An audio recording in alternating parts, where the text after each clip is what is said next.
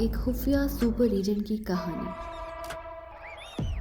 دنیا پر قبضے کی خواہش لیے ایک منظم تنظیم، ترین ہتھیاروں پر عبور رکھنے والی ایک طاقتور ترین تنظیم، ذہین ترین ایجنٹس پر مشتمل نامانوس بیماریوں پر مہارت رکھنے والی تنظیم، بلیک تھنڈر۔ اچھا وہ پھر تو کسی 5 اسٹار ہوٹل میں جوزف شو کا اعلان کر دیا جائے، اچھی خاصی رقم مل جائے گی، عمران نے مسکراتے ہوئے کہا اور جوزف کے کمرے کی طرف بڑھ گیا۔ جوزف واقعی عجیب و غریب رقص میں مصروف تھا۔ اس نے واقعی ایک ٹانگ اٹھائی ہوئی تھی، آنکھیں بند تھی، چہرے پر شدید خوف کے آثار نمایاں تھے اور وہ دونوں ہاتھ عجیب انداز میں فضا میں لہراتا ہوا ایک ہی ٹانگ پر گھوم رہا تھا۔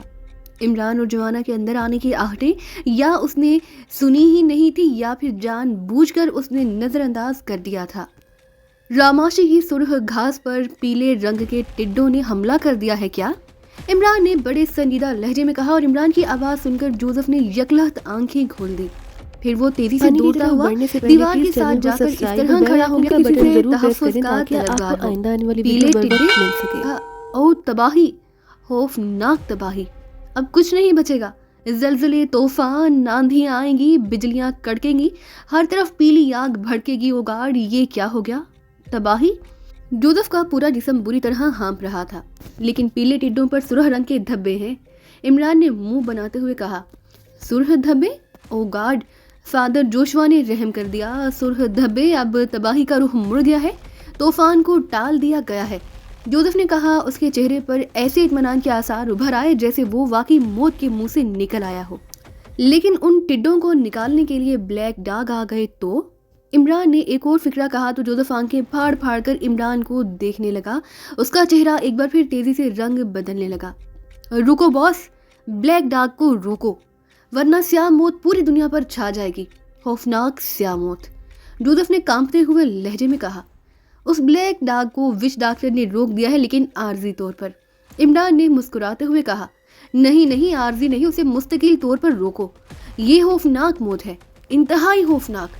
جوزف نے بری طرح ہکلاتے ہوئے کہا، وہ کہتا ہے کہ اس کے پاس ایلیگیٹر یعنی گھڑیال کے انڈوں کا تیل بہت تھوڑا ہے، اس سے عارضی طور پر تو بلیک ڈاگ رک سکتا ہے، لیکن عمران نے انتہائی سنجیدہ لہجے میں کہا، او باس، فار گاڈ سیک، اسے کمپالا کے وچ ڈاکٹر کے پاس بھیج دو، اس کے پاس تانائی جھیل کی پھپھوندی ہے، وہ بلیک ڈاگ کا خاتمہ کر دے گی، جوزف نے خوفزدہ سے لہجے میں کہا اور عمران نے ایک طویل سانس لیا۔ وہ میں نے پہلے ہی بھجوا دیا تھا، اب تک تو وہ ختم بھی ہو چکا ہوگا، عمران نے مسکراتے ہوئے کہا اور جوزف نے اس طرح لمبا سانس لیا جیسے آتش فشاں کے آگ اگلتے دھانے سے باہر و عافیت باہر نکل آنے میں کامیاب ہو گیا ہو۔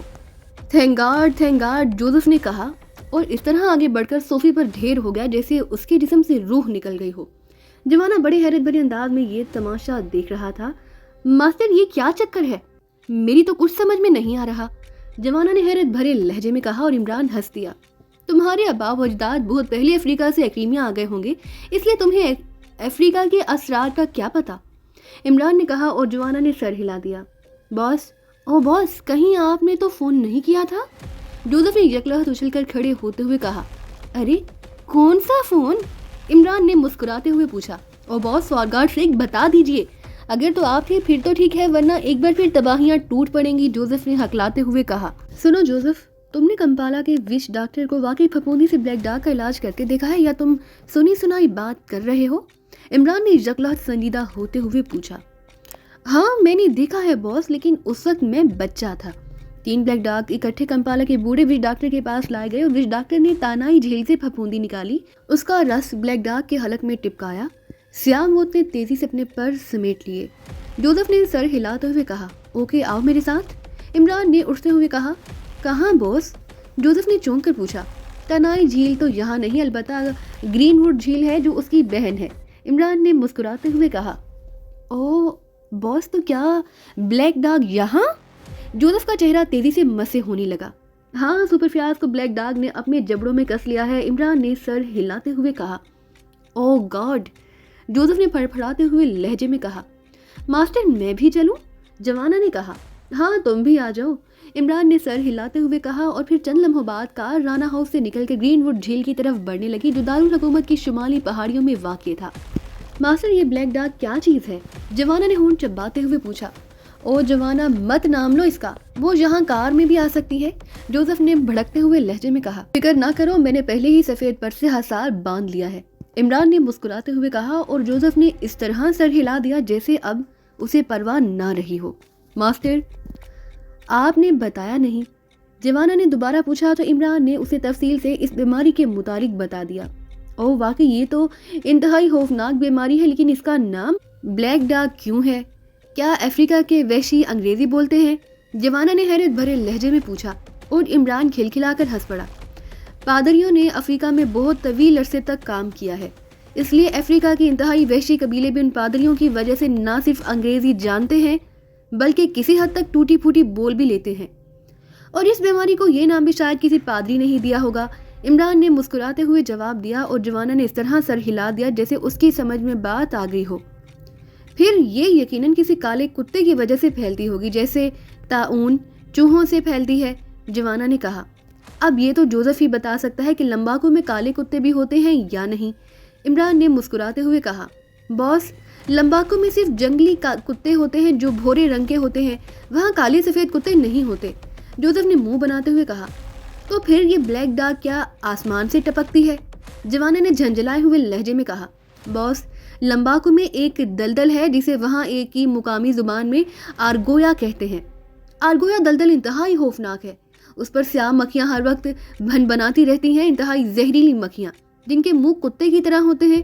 जिसे ये मक्खी डार्क फ्लाई काट ले उसे तेज बहार हो जाता है, लेकिन कभी कभी वो ब्लैक डॉग का भी शिकार हो जाता है, लेकिन कभी कभी, हर बार नहीं, जोसेफ ने तफसील बताते हुए कहा। ओह, इसका मतलब है कि ये बीमारी डार्क फ्लाई की किस्म के काटने से होती है। हो सकता है उनकी तादाद कम हो, इसलिए कभी कभार वो काट ले तो आदमी इस बीमारी का शिकार हो जाता होगा, इमरान ने सर हिलाते हुए कहा। जोसेफ ने वाकई सारा मसला हल कर दिया था। वो तहकीकात जो बेचारा डॉक्टर जोफिस की तवील तजुर्बात के बावजूद ना कर सका, इमरान ने जोसेफ के जरिए ही हासिल कर ली थी। अब वो फफूंदी वाले इलाज का तजुर्बा करना चाहता था। इसकी छठी हिस्स दरअसल मुसलसल अलार्म बजा रही थी कि ये ब्लैक डॉग वाला सिलसिला ज़रूर किसी साजिश के तहत शुरू हुआ है, और अगर ये दारुल हुकूमत में फैल गया तो फिर एलिगेटर के अंडों का इतना तेल कहाँ से आएगा। इसलिए उसने जोसेफ से बात की कि शायद कोई आसान इलाज हाथ लग जाए, और अब अगर वाकई फफूंदी से उसका इलाज हो जाता है तो ये खौफनाक बीमारी कोई मसला पैदा ना कर सकेगी, क्योंकि झीलों, दरियाओं और जोहड़ों से फफूंदी की कसीर मिकदार हाथ लग सकती थी। थोड़ी देर बाद वो झील पर पहुंच गए और जोसेफ ने झील के एक किनारे से थोड़ी सी फफूंदी उठाई और उसे अपने रुमाल में बांध लिया। आओ अब देखें कंपाला का विच डॉक्टर सच्चा था या झूठा, इमरान ने कार का रुख वापस दारुल हुकूमत की तरफ मोड़ते हुए कहा।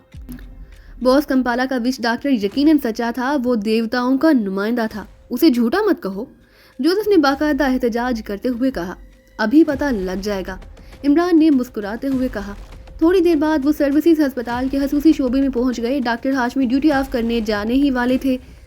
अरे इमरान साहब, आप और इस वक्त? अभी तक तो वो तेल नहीं पहुंचा, डॉक्टर हाशमी ने हैरत भरे अंदाज में इमरान के पीछे आने वाले जोसेफ और जवाना को देखते हुए कहा। डॉक्टर जोफिसी का तेल तो आता ही रहेगा, मैं कंपाला के विच डॉक्टर के नुमाइंदों को ले आया हूँ, आइए ज़रा फ्याज से कमरे तक चलिए और फिर देखिए कंपाला का विच डॉक्टर सच्चा है या झूठा, इमरान ने मुस्कुराते हुए कहा। कंपाला का विच डॉक्टर? क्या मतलब? विच डॉक्टर तो शायद अफ्रीका के जादूगरों को कहते हैं, डॉक्टर हाशमी ने इंतहाई हैरत भरे लहजे में कहा। हाँ, और ये बीमारी भी अफ्रीका की है, इसलिए विच डॉक्टर ही उसका इलाज कर सकते हैं, आइए, इमरान ने मुस्कुराते हुए कहा और आगे बढ़ गया। इमरान साहब, ये गलत है, मेडिकल साइंस ऐसे बेसरोपा इलाजों को नहीं मानती। डॉक्टर हाशमी के लहजे में इस बार गुस्से की आमेजिश थी। आपकी मेडिकल साइंस तो इस बीमारी को जानती ही नहीं, फिर आप मेडिकल साइंस का हवाला क्यों दे रहे हैं? इमरान ने मुंह बनाते हुए तलह लहजे में कहा तो डॉक्टर हाशमी होंठ काटने लगा। कमरे में फ्याज की बीवी भी मौजूद थी। वो इमरान को देखकर जल्दी से उठ खड़ी हुई। वो तेल आ गया? मुझे डॉक्टर हाशमी ने बताया है कि तुमने किसी डॉक्टर से कोई तेल मंगवाया है जिससे आराम आ जाएगा, फ्याज की बीवी ने चौंक कर पूछा। नहीं भाभी, फिलहाल तेल तो नहीं आया, अलबत्ता जोसेफ को ले आया हूँ, आप जरा खामोश रहें और देखें जोसेफ के कमालात। इमरान ने फ्याज की तरफ देखते हुए कहा, जिसकी हालत पहले से भी ज्यादा खराब हो चुकी थी। ओ, कहीं कोई गड़बड़ ना हो जाए, सलमा ने बुरी तरह से खौफजदा लहजे में कहा। कोई गड़बड़ नहीं होगी, जो होनी थी हो चुकी, इमरान ने मुस्कुराते हुए कहा। हाँ, जोसेफ शुरू हो जाओ और साबित करो कि कंपाला का विच डॉक्टर सच्चा है, इमरान ने जोसेफ से मुखातिब होकर कहा। जोसेफ सर हिलाते हुए आगे बढ़ा और उसने रुमाल खोलकर उसमें मौजूद फफूंदी को मुट्ठी में पकड़ा और फिर उसने फ्याज के थोड़े से खुले हुए मुंह के पास अपनी मुट्ठी रखकर जोर से दबाया तो तेज रंग का अर्क सा निकलकर एक धार की सूरत में फ्याज के खुले मुंह में टपकने लगा। मुट्ठी को अच्छी तरह दबाकर जब उसने उसका सारा अर्क फ्याज के गले में टिपका दिया तो उसने खाली फोग एक तरफ रखा और दूसरी मुट्ठी भरकर उसे दबाकर उसका अर्क फ्याज के गले में टिपकाना शुरू कर दिया। कमरे में मौजूद सलमा, जवाना और डॉक्टर हाशमी सब इस तरह हैरत भरे अंदाज में ये तमाशा देख रहे थे जैसे बच्चे किसी मदारी का तमाशा देख रहे हों। सलमा के चेहरे पर अलबत्ता खौफ और हरास के आसार नुमाया थे। दूसरी बार अर्क टपकाने के बाद जोसेफ पीछे हटाया लेकिन फ्याज की हालत में कोई फर्क न पड़ा। इमरान गौर से फ्याज के जिस्म को तकरीबन हर मसाम पर बनने और फूटने वाले स्याह आबलों को देख रहा था। क्या बकवास है, ये तो शायद फफूंदी है। इससे भला इस कदर खौफनाक बीमारी का इलाज कैसे हो सकता है? डॉक्टर हाशमी की गुस्सीली आवाज़ कमरे में गूंजी और वो सब चौंक पड़े। क्यों जोसेफ, कंपाला के विश डॉक्टर के मुतालिक अब तुम्हारा क्या ख्याल है? इमरान के लहजे में भी हल्का सा गुस्सा नुमाया था। जाहिर है अगर फ्याज ठीक नहीं होता तो तौहीन तो उसी की होनी थी। इमरान साहब, मैं तो आपको इंतहाई तालीम याफ्ता समझता था, लेकिन आप तो, डॉक्टर हाशमी ने बड़े तंजिया लहजे में कहा और फिक्रा उसने दानिस्ता अधूरा छोड़ा। बोस कंपाला का विश डॉक्टर सच्चा है, लेकिन तानाई झील की फफूंदी तो बहरहाल नहीं। जोसेफ ने होंठ दबाते हुए कहा, फफूंदी एक जैसी होती है, चाहे वो किसी जगह की भी हो, लेकिन तुम कोई और चीज़ भूल तो नहीं रहे? फफूंदी के साथ कोई और चीज़? इमरान ने इंतहाई संजीदा लहजे में कहा। नहीं बॉस, कंपाला का विश डॉक्टर और कुछ ना करता था, अलबत्ता वो हाथी के कटे हुए कान की हवा में देता था। जोसेफ ने जवाब दिया। अब अगर उसे आराम न आया तो मुझे तुम्हारे कान की हवा देनी पड़ेगी, इमरान ने होंठ चबाते हुए कहा और जोसेफ होंठ खींचकर खामोश हो गया। वो इमरान का फिक्रा सुनकर समझ गया कि बॉस इस वक्त सख्त गुस्से में है। ठीक है, अब तेल का ही इंतजार करना पड़ेगा, इमरान ने कुछ देर बाद एक तवील सांस लेते हुए कहा। उसके चेहरे पर हल्की सी मायूसी के आसार नुमाया हो गए थे। मुझे तो उस तेल पर भी यकीन नहीं, ना जाने ये डॉक्टर जुफिस्की साहब क्या चीज़ है। डॉक्टर हाशमी ने बुरा सा मुंह बनाते हुए कहा। इमरान, इमरान अब क्या होगा? ओ खुदाया, सलमा अचानक रोने लग गई। घबराओ नहीं भाभी, खुदा मुसब्बिबुल असबाब है, ज़रूर कोई ना कोई हल निकल आएगा, इमरान ने होंठ काटते हुए कहा और वापसी के लिए दरवाजे की तरफ मुड़ने ही लगा कि यकला जोसेफ चीख पड़ा। कंपाला का विश डॉक्टर सच्चा है, वो देवताओं का नुमाइंदा सच्चा है, देखो बॉस देखो। जोसेफ के लहजे में मुसरत की चहकार सुनकर इमरान तेज़ी से पलटा और गौर से फ्याज को देखने लगा, लेकिन फ्याज की अभी तक वही हालत थी। क्या तुम्हारा दिमाग खराब हो गया है? इमरान ने इंतहाई गुस्सीले लहजे में जोसेफ से मुहातिब होकर कहा। और वास तुमने देखा नहीं कि ब्लैक डार्क की दुम फ्याज की नाक से बाहर निकल रही है? जोसेफ ने तेज लहजे में कहा। और ये दुम नहीं अहमक, ऑक्सीजन की नल की है, इमरान ने बेजारी से कहा। वो यही समझा था कि जोसेफ फ्याज के एक नथरे में मौजूद ऑक्सीजन की नलकी की बात कर रहा है। और बॉस ये तो मुझे भी मालूम है, ये देखो इधर, जोसेफ ने कहा और साथ ही उसने फ्याज के एक नथने से निकलने वाले एक स्याह रंग के कतरे की तरफ इशारा किया जो नथने से निकलकर ज़रा नीचे ऐसे मौजूद था जैसे कोई बुलबुला हो जो फटा ना हो। उसका रंग बाकी बनने और फटने वाले आबलों से कदरे मुख्तलिफ था। उसमें मुकम्मल स्याही की बजाय गहरे सब्ज़ रंग की झलक थी। ये दुम है, ब्लैक डार्क की दुम, मैं उसे पहचानता हूँ, जोसेफ ने कहा। ये इतनी फफूंदी से अगर सिर्फ दुम निकली है तो बाकी डाक के लिए तो पूरी झील की फफूंदी लेनी पड़ेगी, इमरान ने मुंह बनाते हुए कहा। बॉस मसला तो दुम का होता है, वो निकल आई है, दुम कटा डाक भला किस काम का, जोसेफ ने मुंह बनाते हुए कहा। मैं जा रहा हूँ इमरान साहब, मेरे पास इन फजूलियात के लिए कोई वक्त नहीं, डॉक्टर हाशमी की गुस्सीली आवाज़ सुनाई दी। चंद मिनट रुक जाओ डॉक्टर हाशमी, कम अज़ कम दुम तो कट ही गई है इस ब्लैक डाक की, देखो शायद, इमरान ने मुस्कुराते हुए कहा। ओ बॉस देखो देखो, ब्लैक डार्क मरने लग गया है, देखो, अचानक जोसेफ ने चीखते हुए कहा। और इमरान तेजी से मुड़कर फ्याज को देखने लगा और दूसरे लम्हे उसके चेहरे पर मुसरत के आसार नमूदार हो गए। वाकई फ्याज के जिस्म पर बनने और फटने वाले आबलों की तादाद में तेजी से कमी आती जा रही थी। ओ वाकई इंतहाई हैरत अंगेज, नाकाबिले यकीन, वाकई मरीज ठीक हो रहा है, डॉक्टर हाशमी ने आंखें फैलाते हुए कहा। वो भी अब गौर से फ्याज को देख रहा था और फ्याज की बीवी बेएहतियात वहीं कमरे के फर्श पर ही सजदे में गिर गई। इमरान ने एक लम्हे के लिए उसे मुड़कर देखा और फिर मुस्कुरा दिया। आबलों की तादाद अब इंतहाई तेज़ी से कम होने लग गई थी और एक बार जो रद्द-ए-अमल शुरू हुआ अब उसमें लम्हा ब लम्हा तेज़ी आती जा रही थी। अब सबके चेहरों पर मुसरत के आसार वाज़े तौर पर नमूदार हो गए। ओ ये साहब कौन है? हैरत अंगेज़, इंतहाई हैरत अंगेज़, یہ تو میڈیکل سائنس کے لیے اتنا بڑا انکشاف ہے کہ شاید پوری دنیا چونک پڑے۔ ڈاکٹر ہاشمی نے اس بار بڑی عقیدت بھری نظروں سے جوزف کو دیکھتے ہوئے کہا، آپ میرے ساتھ آئیے۔ عمران نے ڈاکٹر ہاشمی کو کہا، پھر اسے لیے وہ فیاض کے کمرے سے نکل کر ڈاکٹر ہاشمی کے دفتر میں پہنچ گیا۔ ڈاکٹر ہاشمی، آپ براہ کرم بے حد ہوشیار رہیں، پورے ملک کے ہسپتالوں میں فون کر کے معلوم کریں کہ اس بلیک ڈاگ کے اور کتنے افراد شکار ہوئے ہیں۔ مجھے اس سارے چکر کے پیچھے کوئی بین الاقوامی سازش نظر آتی ہے، اور شاید فیاض اتفاق سے اس بلیک ڈاگ کا ٹارگٹ بن گیا۔ یہ تو خدا کا شکر ہے کہ خوفناک بیماری کا یہ آسان علاج ہاتھ آ گیا، ورنہ آپ سوچیں اگر ہمارے ملک کی بیشتر آبادی اس بیماری کا شکار ہو جائے تو ہم ایلیگیٹر کے انڈوں کا تیل کہاں بناتے پھریں گے۔ مجھے اسی بات کی فکر تھی، مجھے اس بات کو تو خیال ہی نہیں آیا۔ بات کرتے کرتے اچانک عمران چونک پڑا۔ کس بات کا؟ ڈاکٹر ہاشمی نے پوچھا۔ یقیناً جن لوگوں نے فیاض کو اس بیماری کا نشانہ بنایا ہے وہ اس کی نگرانی بھی کر رہے ہوں گے۔ کیا اسپیشل شعبے میں فیاض کے بعد یا ساتھ کوئی اجنبی آیا ہے؟ عمران نے ہونٹ کاٹتے ہوئے کہا، نہیں اجنبی نہیں، کوئی اجنبی تو نہیں آیا، لیکن آج کل ڈاکٹر رفیق کے کوئی دوست باہر سے آئے ہوئے ہیں، غیر ملکی ہیں۔ وہ ڈاکٹر رفیق کے ساتھ کل بھی جہاں آئے تھے اور انہوں نے ڈاکٹر رفیق کے ساتھ فیاض کے کمرے کا چکر بھی لگایا تھا۔ ڈاکٹر ہاشمی نے کہا، ڈاکٹر رفیق اس وقت کہاں ہیں؟ عمران نے چونک کر پوچھا۔ جنرل وارڈ میں ڈیوٹی پر ہیں، آج ان کی ڈیوٹی جنرل وارڈ میں ہے۔ کیوں، کیا ان کے مہمان مشکوک ہیں؟ ڈاکٹر ہاشمی نے حیرت بھرے لہجے میں پوچھا۔ ہو بھی سکتے ہیں اور نہیں بھی، بہرحال میں خود چیک کر لوں گا، آپ براہ کرم ڈاکٹر رفیق سے اس سلسلے میں کوئی بات نہ کریں۔ عمران نے سر ہلاتے ہوئے کہا، ٹھیک ہے، لیکن تم کسی بین الاقوامی سازش کی بات کر رہے تھے۔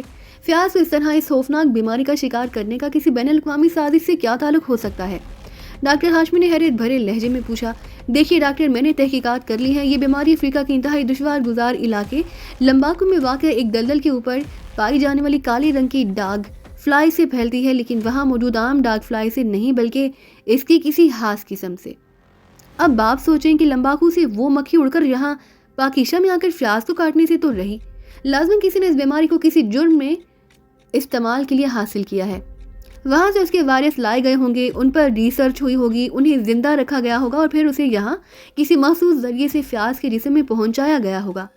اس ساری کارروائی سے کئی سوال پیدا ہوتے ہیں کہ جس نے بھی ایسا کیا اس نے کس خاص مقصد کے تحت ایسا کیا، وہ کیا چاہتا ہے، اس نے پوری دنیا کو چھوڑ کر صرف پاکیشہ کو ہی اس کے لیے کیوں منتخب کیا، اور اگر پاکیشہ ہی منتخب ہوا تو سپرنٹینڈنٹ فیاض کو کیوں شکار بنایا گیا؟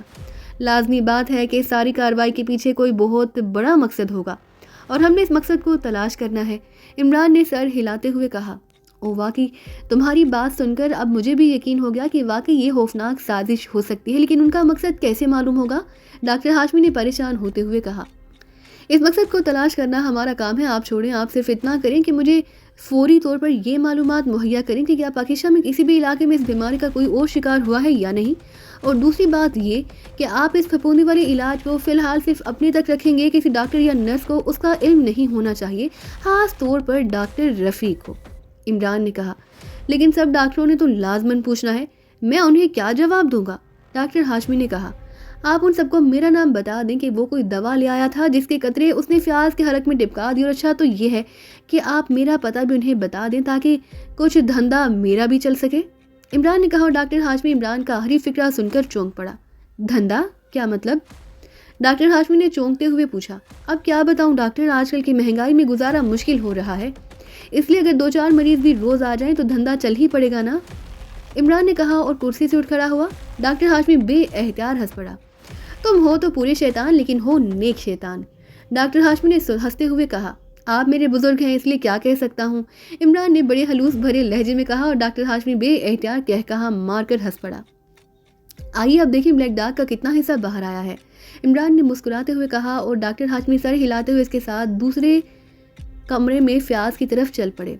اور یہ تو 75% ٹھیک ہو چکا ہے، ڈاکٹر ہاشمی نے اندر داخل ہوتے ہی حیرت بھرے لہجے میں کہا، اور عمران نے سر ہلا دیا۔ فیاض کا جسم اب تیزی سے صاف ہوتا جا رہا تھا، سلمیٰ کے چہرے پر بے پناہ بشاشت اور زندگی کے آثار نمودار ہو گئے۔ ویسے بھابھی مجھے معلوم نہ تھا کہ فیاض اتنا خوش قسمت بھی ہو سکتا ہے، عمران نے مسکراتے ہوئے سلمیٰ سے مخاطب ہو کر کہا۔ ہاں، اس خوفناک بیماری سے زندہ بچ جانا واقعی خوش قسمتی ہے، لیکن اصل خوش قسمتی یہ ہے کہ یہ تمہارے جیسے انسان کا دوست ہے، سلمیٰ نے مسکراتے ہوئے کہا۔ میری دوستی تو اس بیچاری کو بڑی مہنگی پڑتی ہے، بہرحال میرا یہ مطلب نہ تھا کہ آپ نے جس طرح اس کے لیے رو رو کر دعائیں مانگی ہیں، جس طرح آپ نے سجدے میں گر کر شکرانہ ادا کیا، ایسی بیوی تو واقعی کسی خوش قسمت کو ہی مل سکتی ہے۔ عمران نے مسکراتے ہوئے جواب دیا اور سلمہ نے شرما کر منہ پھیر لیا۔ نیک بیوی بہت بڑی نعمت ہوتی ہے عمران صاحب، ڈاکٹر ہاشمی نے مسکراتے ہوئے کہا۔ اور بد شوہر؟ عمران نے مسکراتے ہوئے کہا اور ڈاکٹر ہاشمی کہا مار کر ہنس پڑے۔ وہ عمران کا اشارہ سمجھ گئے کہ عمران فیاض کے متعلق ایسا کہہ رہا ہے۔ جوزف، تم یہ پھپھوندی واپس رومال میں باندھ دو اور جوانا کے ساتھ واپس چلے جاؤ، میں فیاض کے پوری طرح ہوش میں آنے تک یہیں رکوں گا۔ عمران نے جوزف سے مخاطب ہو کر کہا اور ان دونوں نے سر ہلا دیے۔